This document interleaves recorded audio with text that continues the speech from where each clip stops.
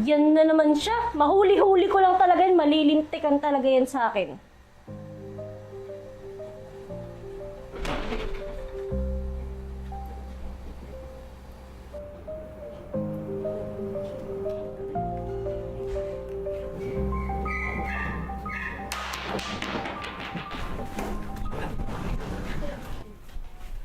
Ikaw pala? Ikaw pala nang babato sa bahay ko? Anong trip mong bata ka, ha? Aba, hindi ka na nga umaamin, di ka pa nagsasalita. Okay, sige. Sige, magsalita ka. Ano? Magsalita ka. Magsalita ka. O sige, papakita ko sa'yo kung ano nakapat para sa'yo.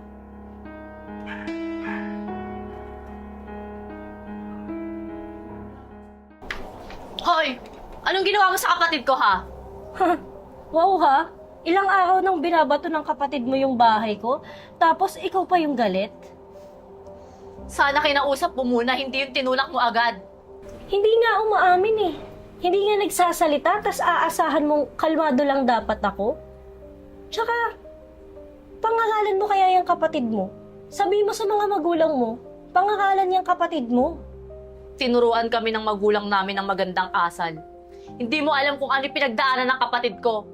Sana nagbigay ka man lang ng konting konsiderasyon. Konsiderasyon? Ilang araw ako nagbigay ng konsiderasyon dyan sa kapatid mo. Ilang araw niya kayang binabato yung bahay ko. Tapos, gusto mo? Okay lang dapat sa akin? Pagsabihan mo yung kapatid mo, di nga naimik. Di man lang umaamin. Wala na siyang dila. Nabiktima siya ng masasamang tao. Kaya hindi na siya nakakapagsalita. Oh, okay, sorry. Pero, hindi pa rin dapat niya binabato yung bahay ko. Kung alam mo lang sana, hindi mo siya tinulak. Kinausap ko kanina si Bunso at pinaliwanag niya sa akin na kaya kanya binabato yung bahay niyo dahil may nakita siyang lalaking lagi umaaligid dyan sa labas ng bahay niyo.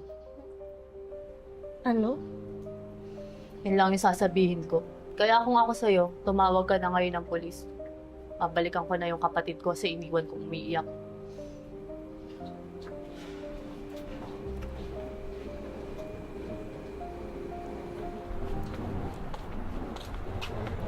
Pwede ko ba kayong makausap? Okay lang ba? Yung lalaki kasing nakita ni Denise sa labas ng bahay ko. Yun kasi yung abusive ex ko. Kung alam ko lang talaga, pasensya na talaga, Denise. Sobrang sorry kasi ginawa ko yun sa'yo. Siguro kung hindi ka nambato sa loob ng bahay ko, hindi ko alam saan ako pupulutin ngayon. Denise, sorry ah. Hindi ko kasi alam yung pinagdadaanan mo eh. Pasensya na talaga. Pasensya na. Maraming salamat kasi ginawa mo yun.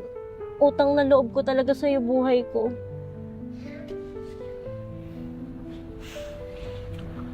Okay lang daw.